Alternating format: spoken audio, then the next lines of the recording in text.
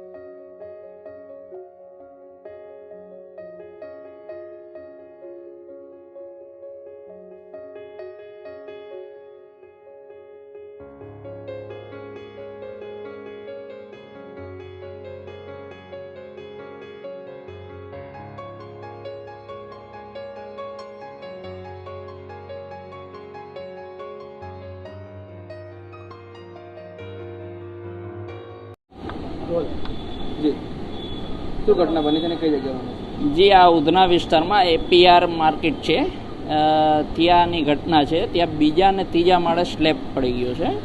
આપણે ઉધના વિસ્તારમાં ઉધના બસ ડેપોની બાજુમાં જ આ માર્કેટ આવેલી છે, ત્યાંનો સ્લેબ પડી ગયો હતો, જેમાં 4-5 વ્યક્તિઓ ઉપર કામ કરતા હતા અને ડિમોલેશનમાં જ માર્કેટ હતી ને ત્યાં એક માણસ દબાઈ ગયો હતો અને એક માણસ ઇન્જર્ડ થયો હતો.